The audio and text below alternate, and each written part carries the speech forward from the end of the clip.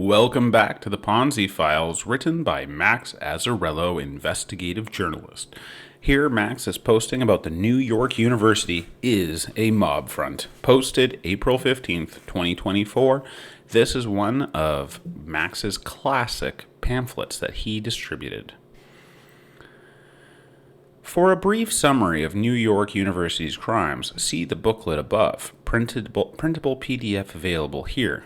For a more detailed summary and footnotes, see below. A brief guide to New York University's most criminal secrets: political revenge killings, blackmail rings, Ponzi schemes, money laundering, criminal propaganda. All of these are wild claims have been proven. In March 2023, tech billionaire Peter Thiel started a bank run that caused the sudden collapse of Silicon Valley Bank.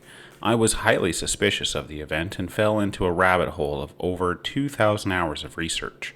New York University is just one of many, many institutions in a sprawling criminal network engaging in the most massive theft in criminal history. Here I'll summarize many of the findings. If you are following the links, footnotes, and other posts on this page, you will learn the whole story and you'll find proof of every word. Student killings. Do you know that why New York University has so many dead students? It isn't the Bobst cursed. It's because they've got a murder problem. Here are some of notable cases. June 2004. Newark Assistant District Attorney David Latt started a gossip blog about the judicial branch called Underneath Their Robes. The anonymous blog became popular in legal circles and was a public embarrassment for many prominent judges. Shortly after the blog's release, David's sister, NYU student Charlene Latt, went to his apartment while he was at work and fell to her death from his balcony.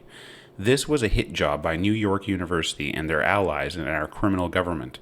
The means, motive, and opportunity of the crime can all be found in the New York Times article. August 2007. Toomey McCullum was the daughter of two prominent New York University professors, staying alone in her mother's apartment. She was brutally gang raped and bludgeoned to death, as described in initial reporting. She was found wrapped in a sheet with her head caved in, surrounded by empty condom rafters and 40-ounce malt liquor bottles.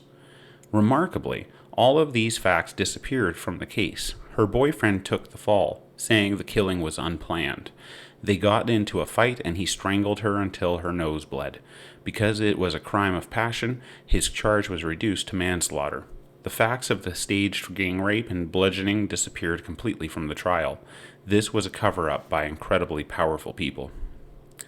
May 2023. New York University business leaders Franco Medina Angulo and Sergio Ruz were shot and killed while on vacation in Puerto Rico and with other New York University students.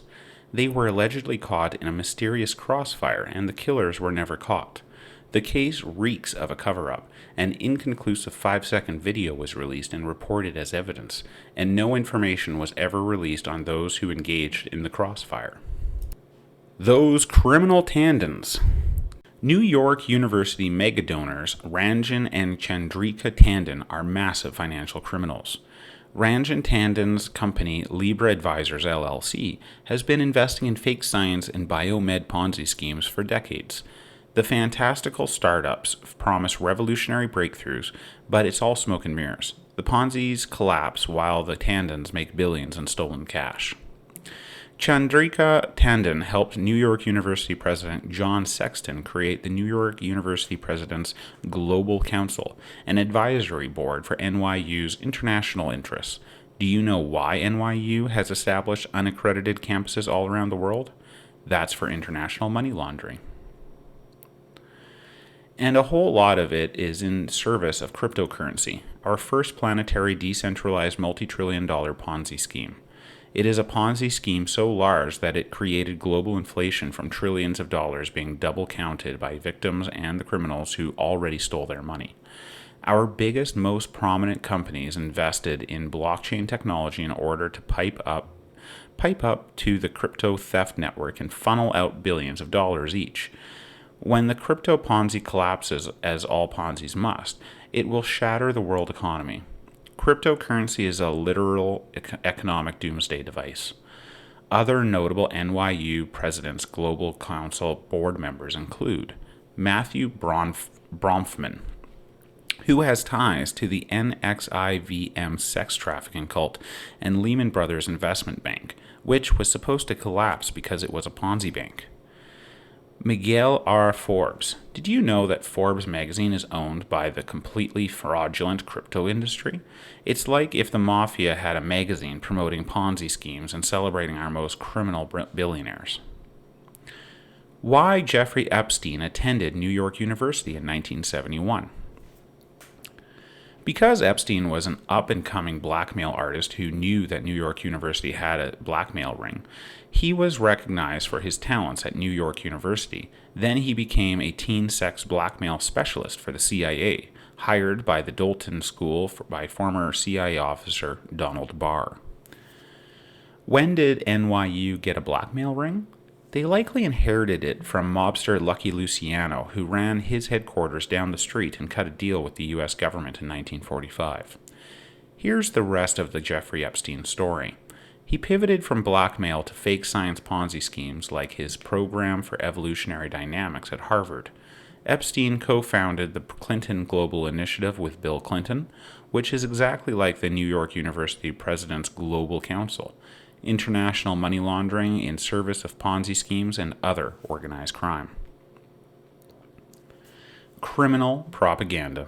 In 1984, NYU alum Bernard Goetz shot 4 young black men on the subway who tried to rob him. He was heralded as the subway vigilante and helped fuel a racially charged culture war. In 1989, NYU alum Spike Lee made the film Do the Right Thing, which told us just how racially divided and tribalized we are. In 2020, NYU alum Davina Singh made headlines for spitting in a cop's face during the George Floyd protests.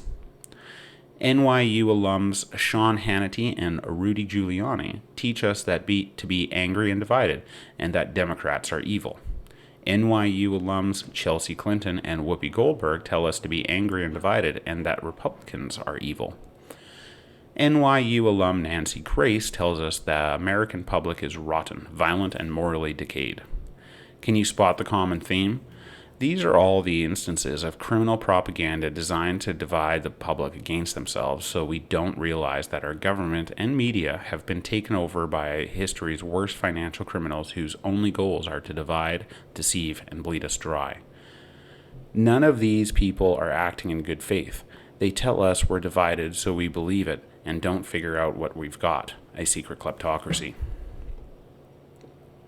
More notable NYU alums. Lawyer David Boies defended Al Gore versus George W. Bush in the 2000 presidential election, so we wouldn't realize Gore was letting Bush win because they're on the same team. Theranos, so we wouldn't realize their investments were in on it, and the fake science startup was supposed to collapse so they could launder the money, and Jeffrey Epstein's victims, so we wouldn't learn any of those secrets about Epstein. Producer James L. Brooks made The Simpsons to tell us we have no choice but to slave away for billionaires, and that the American dream is dead because we're too oafish, divided, and morally decayed, and not because criminals have been stealing our futures. The secret fascist crime of the century. By now, I hope it's clear that the NYU is just one of the many ruthless criminal institutions that shape our world, and that we are victims of a totalitarian con. We've got criminals running so many Ponzi schemes that they've caused recessions like the Great Recession and the dot-com bubble. And that's all before they crashed cryptocurrency, a bigger Ponzi scheme than any other in history that will soon shatter the world economy. Our news, TV, films, and social media are a sprawling tapestry of criminal propaganda designed to divide the public and tell us just how rotten and helpless we've become. And now that we've been so thoroughly divided and deceived our entire lives, our government is about to hit us with an apocalyptic fascist coup, so we'll live the rest of our lives in a violent state of emergency while they try to hold on to power. To understand the true history that led us here, see this booklet, They've been conning us our entire lives. What should you do? Investigate. If you look into high-tech NYU startups, you'll find the evidence of Ponzi schemes. If you look into NYU's big donors, you'll find ties to cryptocurrency. If you look into dead students, you'll find evidence of murders and cover-ups. That is because the understanding of the world has remarkable explanatory power. That's because it is true. Protest. We've got a criminal government and the public has gotten wind of all their biggest secrets. Laugh defiantly at history's worst con artists. Air out their dirty laundry for all to hear. They tell us we're hopelessly divided, but they already know that the only threat to them is an informed public that can see through the con. Share. Share if you're not sure what to do with the world's biggest secrets. Give them to other people. The emperor has no clothes. Tell your friends. 1. This was where my investigation into the finance of the Silicon Valley bank collapse led.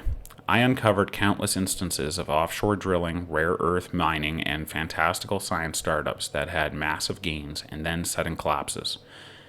Seeing the same pattern and over again from a network of people with ties to Stanford, Harvard, and NYU, it becomes clear that this was all intentional and that the investments were fake.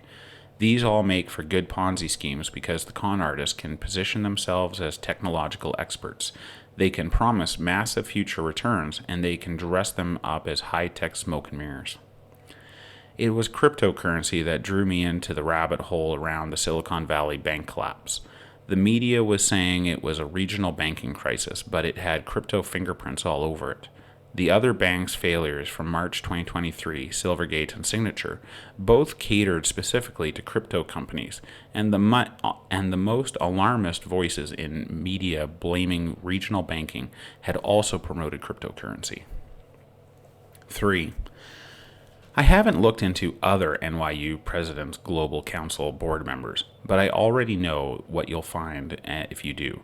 More fantastical science startups, more ties to cryptocurrency, and more examples of elites losing money on paper but somehow getting richer. 4. The fact that our media glosses over the very obvious truth that Epstein was a blackmail artist is evidence that the media is fully complicit in this organized crime network. 5. The proof of this claim is one of the least believable, but it is the proof all the same. I found several references to snooker that appeared to be code for blackmail found in a snooker fan site that appeared to tell Epstein's origin story. Then read the book How I Play Snooker by Joe Davis, and I learned how to blackmail people just as Jeffrey Epstein had. I've covered this in more detail here. Number 6. Epstein's interest in fantastical science has been reported as an interest fully separate from his organized crime. But when we learn about Ponzi schemes, we realize he just made the pivot from blackmail to Ponzi's. If you're wondering how so many claims can be proven, it's through the repetition by so many different parties. Once we realize people at Stanford and NYU are engaging in Ponzi schemes, we recognize that Epstein was doing the same. One of the most damning examples of this repetition is how nearly every attendee of the 2022 Clinton Global Initiative has ties to cryptocurrency, covered in this post. Number 7. You can find plenty of evidence of kleptocracy just by looking at the state of the country. For the last several decades, our government has been sold off to private interests. Everything has gotten worse and more expensive while a handful of people take all the money. Our last Secretary of Education was a pyramid scheme heiress. If you'd like to know the exact moment our government went from being a corrupt one to a full-blown kleptocracy, our best guess is Arkansas Governor Bill Clinton's 1988 DNC speech, which is a sly admission that Clinton blackmailed Democratic presidential candidate Mike Dukakis because Clinton was secretly on former CIA Director George H.W. Bush's side. I have a sprawling write-up on this event here.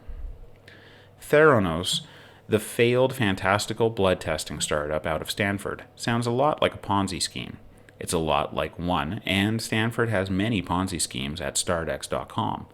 But the key difference is in who the investors were.